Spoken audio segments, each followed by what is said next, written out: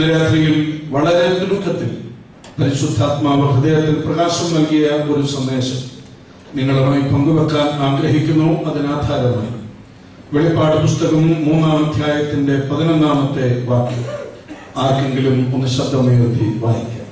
വെളിപ്പാട് പുസ്തകം 3-ാം അധ്യായം 11-ാമത്തെ വാക്യം. ഞാൻ വേഗം വരുന്നു, നിന്റെ കിരീടം ആരും എടുക്കാതിരിപ്പാൻ തക്കവണ്ണം നിനക്കുള്ളത് പിടിച്ചുകൊള്ളുക. ഞാൻ വേഗം വരുന്നു, നിന്റെ കിരീടം ആരും എടുക്കാതിരിപ്പാൻ തക്കവണ്ണം നിനക്കുള്ളത് പിടിച്ചുകൊള്ളുക. പ്രാർത്ഥിക്കാം. ഞങ്ങളുടെ ദൈവമേ, സ്നേഹവാനായ സ്വർഗ്ഗസ്ഥ പിതാവേ, ഞങ്ങളുടെ കൺവെൻഷന്റെ സമാപന യോഗത്തിലേക്ക് നീ ഞങ്ങളെ കൂട്ടിക്കൊണ്ടുവന്നത് ഓർത്ത് സ്തോത്രം. കഴിഞ്ഞ 2 രാത്രികളിലും അവിടുത്തെ സാന്നിധ്യം ഞങ്ങളുടെ നടുവിൽ ഞങ്ങൾ അനുഭവിച്ചു. നന്ദിയോടെ നിന്നെ സ്തുതിക്കുന്നു.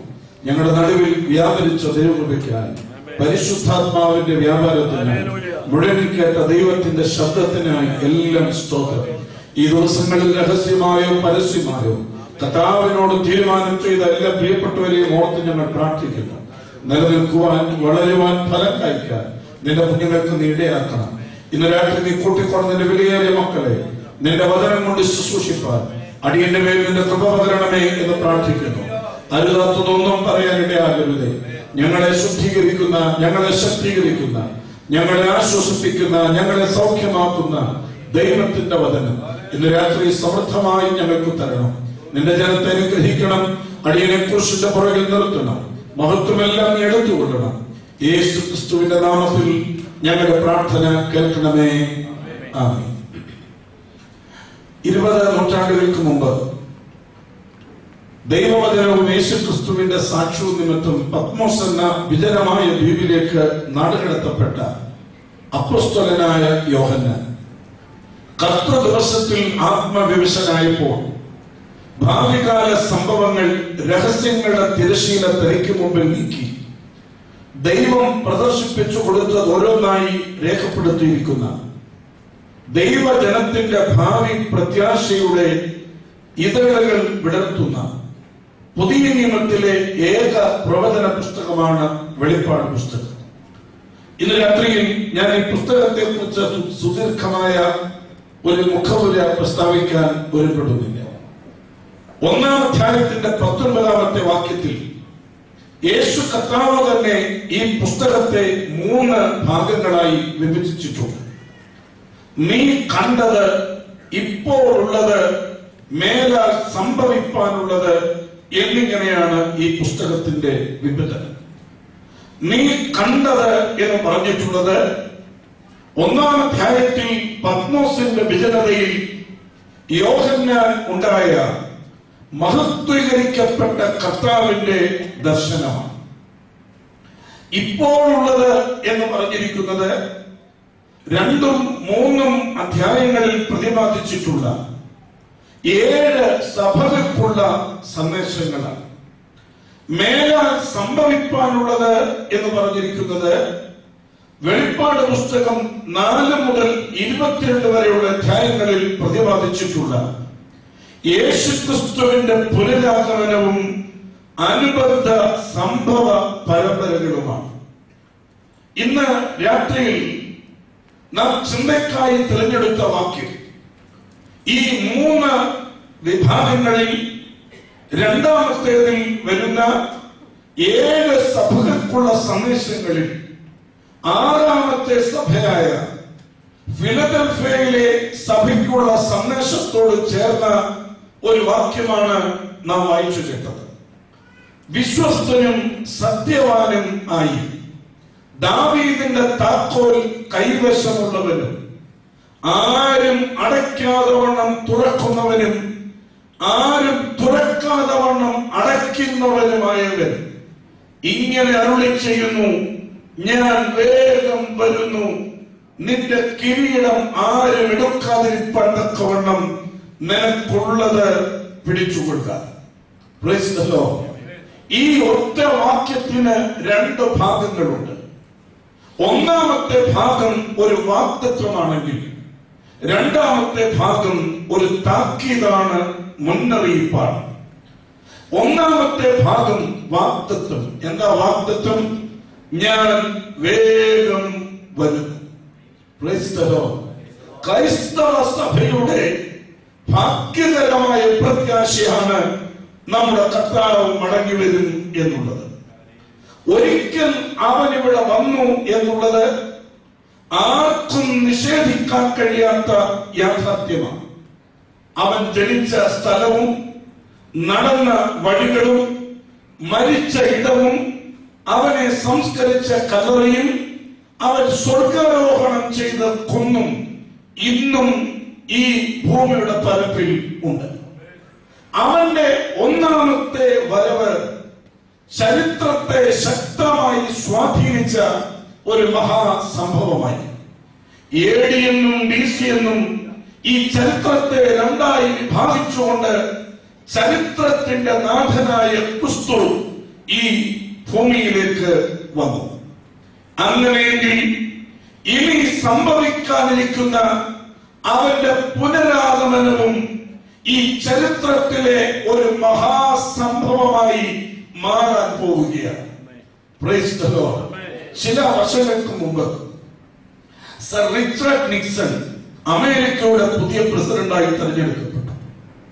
വൈറ്റ് ഹൗസിൽ നടന്ന പ്രസിഡന്റിന്റെ സത്യപ്രതിജ്ഞയ്ക്ക് ശേഷം അന്ന് വൈകുന്നേരം അമേരിക്കയിലെ ഉന്നതരും പണ്ഡിതരും ഒക്കെയായ ആളുകൾ അടങ്ങുന്ന ഒരു സംഘം പുതിയ പ്രസിഡന്റിനെ അനുമോദിക്കാനായി വൈറ്റ് ഹൗസിൽ ഒത്തുചേർന്നു.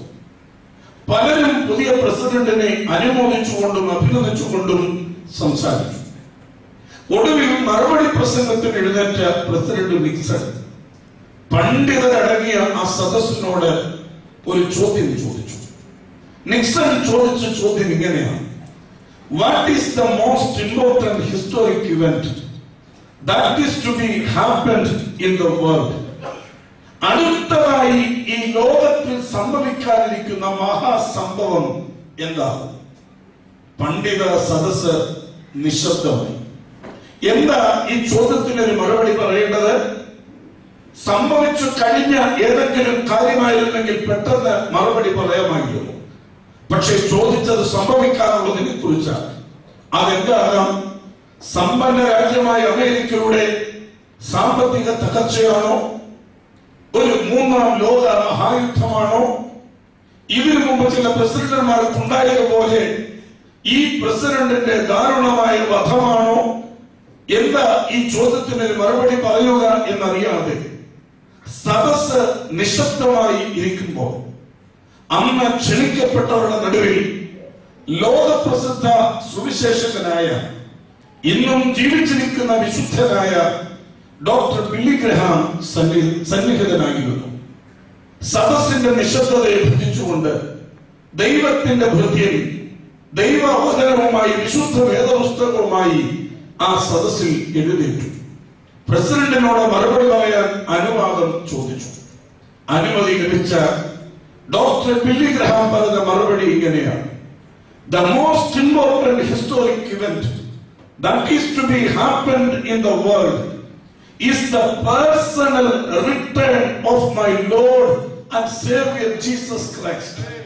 അടുത്തതായി ഈ ലോകത്ത് സംഭവിക്കാൻ പോകുന്ന മഹാസംഭവം ഒരു മൂന്നാം ലോക മഹായുദ്ധമോ അമേരിക്കയുടെ തകർച്ചയോ പ്രസിഡന്റിന്റെ വധമോ ഒന്നും ആയിരിക്കയില്ല. ആ മഹാസംഭവം എന്റെ രക്ഷിതാവും കർത്താവുമായവന്റെ ആളത്വപരമായ മടങ്ങി വരുവാണ്. ഹല്ലേലൂയ.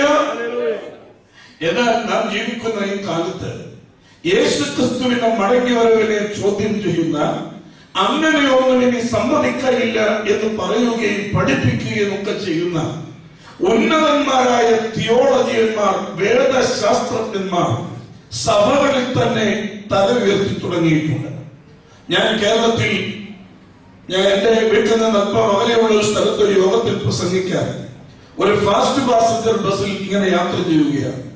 പത്തനംതിട്ടയിൽ നിന്ന് അഞ്ചൽ വഴി പോകുന്ന ഫാസ്റ്റ് പാസഞ്ചർ ബസ് ഇങ്ങനെ ഓടി കോന്നി ബസ് സ്റ്റേഷൻ കഴിഞ്ഞ് അല്പം കൂടെ മുന്നോട്ട് ചെല്ലുമ്പോൾ അത്ര പ്രധാനമല്ലാത്ത ഒരു സ്റ്റോപ്പിൽ നിന്ന് ഒരു വൈദികൻ ആ ബസ്സിലേക്ക് കയറി. സഭ ഏതാണെന്ന് പരസ്യമായി വെളിപ്പെടുത്തുന്നില്ല. അദ്ദേഹം ബസ്സിൽ കയറിയ ഉടനെ ഇരിക്കാൻ സീറ്റ് അന്വേഷിച്ചു. നോക്കുമ്പോൾ 3 പേർക്ക് ഇരിക്കാവുന്ന സീറ്റ് ഞാൻ ഇരിക്കുന്നതിന്റെ ബാക്കി ഭാഗം ഒഴിഞ്ഞു കിടക്കുകയാണ്. ഈ ബഹുമാനപ്പെട്ട അച്ഛൻ അവിടെ വന്നിരുന്നു.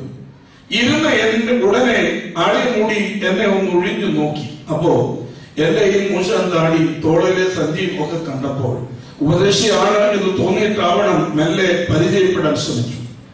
ഞാൻ പറഞ്ഞ എന്റെ പേര് ജോളി എന്നാണ്, ഒരു സുവിശേഷകനാണ്. ഇന്ന സ്ഥലത്ത് ഒരു കൺവെൻഷനിൽ പ്രസംഗിക്കാൻ പോകുകയാണ്. അപ്പോൾ സുവിശേഷകനാണെന്നും കൺവെൻഷനിൽ പ്രസംഗിക്കാൻ പോകുന്നു എന്നും കേട്ടുകഴിഞ്ഞപ്പോൾ അച്ഛന്റെ അടുത്ത ചോദ്യം, ആട്ടെ സ്നേഹിത, നിങ്ങളിങ്ങനെ പ്രസംഗിക്കാൻ പോകുന്നിടത്തൊക്കെ യേശു ഇനിയും വരും എന്നൊക്കെ പറയാറുള്ളൂ. ഞാൻ പറഞ്ഞു, എന്റെ അച്ഛൻ എവിടെ പ്രസംഗത്തിന് പോയാലും എന്റെ കർത്താവ് മടങ്ങി വരും എന്ന ഒരു വാക്കെങ്കിലും പറയാതെ ഞാൻ യോഗത്തിൽ നിന്ന് മടങ്ങിപ്പോരാറില്ല. പെട്ടെന്ന് ഇദ്ദേഹത്തിന്റെ ഭാവം മാറി, ശബ്ദം ഉച്ചത്തിലായി. എന്നോട് ചോദിച്ചു, സഹോദര, നിങ്ങൾ ഇതുവരെ വേദപുസ്തകം പോലും ചോദ്യം വായിച്ചിട്ടില്ലേ? യേശു കർത്താവ് എന്താ പറഞ്ഞത്? കണ്ടാലും ഞാൻ ലോകാവസാനത്തോളം എല്ലാ നാളും നിങ്ങളോട് കൂടെ ഉണ്ട് എന്നല്ലേ യേശു പറഞ്ഞത്? അവൻ ഇവിടെ തന്നെ ഉള്ളപ്പോൾ ഇനി എവിടെ നിന്ന് വരും എന്നാ നിങ്ങൾ ഈ പ്രസംഗിക്കുന്നത്? യേശു എല്ലാ ശിഷ്യന്മാരെ പഠിപ്പിച്ചത് സ്വർഗരാജ്യം നിങ്ങളുടെ ഇടയിൽ തന്നെ ഉണ്ട് എന്നല്ലേ? അപ്പോൾ ഈ സ്വർഗവും നരകവും ഒക്കെ ഇവിടെ തന്നെ ഉണ്ടല്ലോ, പിന്നെ എങ്ങോട്ട് പോകാനാ നിങ്ങൾ ഈ വെപ്രാളം കാട്ടുന്നത്? അച്ഛന്റെ ശബ്ദം ഉച്ചത്തിലായപ്പോൾ മറ്റു യാത്രക്കാർ ഞങ്ങളെ ശ്രദ്ധിക്കാൻ തുടങ്ങി. പ്രിയപ്പെട്ടവരെ, ആ ഓടുന്ന ബസ്സിനകത്ത് ബഹുമാനപ്പെട്ട വൈദികനുമായി ഒരു വഴക്കുണ്ടാക്കാൻ ഞാൻ മുതിർന്നില്ല. ചോദിക്കണമെന്നുണ്ടായിരുന്നു, അച്ഛൻ ഇപ്പോൾ ഇരിക്കുന്നത് സ്വർഗത്തിലോ നരകത്തിലോ എന്ന്. കർത്താവ് പറഞ്ഞിട്ടുണ്ടല്ലോ, നിങ്ങളുടെ വിലപിടിപ്പുള്ള സാധനം ഒരാളുടെ മുമ്പിൽ ഇട്ടുകൊടുക്കരുത് എന്നതുകൊണ്ട് ഞാൻ മൗനം പാലിച്ചു. എന്നാൽ ഇന്ന് രാത്രി വളരെ ഉറപ്പായി ഉറക്ക പറയട്ടെ, എന്റെ കർത്താവിന് വരികയില്ലെന്ന് ആരൊക്കെ 1000 പ്രാവശ്യം പ്രസംഗിച്ചാലും 10,000 പുസ്തകങ്ങൾ എഴുതിയാലും എന്റെ കയ്യിലിരിക്കുന്ന ഈ പുസ്തകം സത്യമാണെങ്കിൽ യേശു കർത്താവ് മടങ്ങി വരിക തന്നെ ചെയ്യും. ഹല്ലേലൂയ. ദൈവത്തിന്റെ വചനം പറയുന്നു, 2 or 3 സാക്ഷികളുടെ വായ്മൊഴിയാൽ ഏതു കാര്യവും ഉറപ്പാക്കാം. 2 or 3 സാക്ഷികളുടെ വായ്മൊഴിയാൽ ഏതു കാര്യവും ഉറപ്പാക്കാം എന്ന് പറഞ്ഞാൽ ഒരു സംഭവത്തെ കുറിച്ച്, ഒരു കാര്യത്തെ കുറിച്ച് 2-ലധികം സാക്ഷികൾ ഒരുപോലെ പറഞ്ഞാൽ അത് സംഭവ്യമാണ്, സത്യമാണ്, പരമാർത്ഥമാണ് എന്ന് തിരുവചനം തന്നെ നമുക്ക് ഉറപ്പു തരുന്നു. അങ്ങനെയെങ്കിൽ ഇന്ന് രാത്രിയിൽ യേശു കർത്താവ് മടങ്ങി വരുമോ എന്ന് നമുക്ക് 2-3 സാക്ഷികളോട് ചോദിച്ചേ മതിയാകും. യേശു ക്രിസ്തുവിന്റെ മടങ്ങി വരവിനെ കുറിച്ച് ഉള്ള ഒന്നാമത്തെ സാക്ഷി പഴയ നിയമ പ്രവാചകന്മാരാണ്. ഈ പ്രവാചകന്മാരുടെ നിര തുടങ്ങുന്നത് ആദാം മുതൽ 7-ാമനായ ഹാനോക്കിൽ നിന്നാണെങ്കിൽ ആ ശ്രേണി ചെന്ന് അവസാനിക്കുന്നത് മലാഖിയിലാണ്. യേശു ക്രിസ്തുവിന്റെ പുനരാഗമനത്തെ കുറിച്ച് ആദ്യമായി പ്രവചിച്ച ദൈവത്തിന്റെ ദാസനായ ഹാനോക്ക് ഇങ്ങനെ വിളിച്ചു പറഞ്ഞു, ഇതാ കർത്താവ് 1000 വിശുദ്ധന്മാരോട് കൂടെ വന്നിരിക്കുന്നു. അവസാനത്തെ പ്രവാചകനായ മലാഖി തന്റെ പ്രവചനം അവസാനിപ്പിക്കുന്നതിന് മുമ്പ് ഇങ്ങനെയാണ് വിളിച്ചു പറയുന്നത്, അന്ന് നീതി സൂര്യൻ തന്റെ ചിറകിൻ കീഴിൽ രോഗോപശാന്തികളോടുകൂടെ ഉദിക്കും. ഇന്ന് രാത്രി സ്നേഹിതരെ, സഹോദരങ്ങളെ, ഈ 2 പ്രവചനങ്ങൾക്കിടയിൽ മറ്റു 100 കണക്കിന്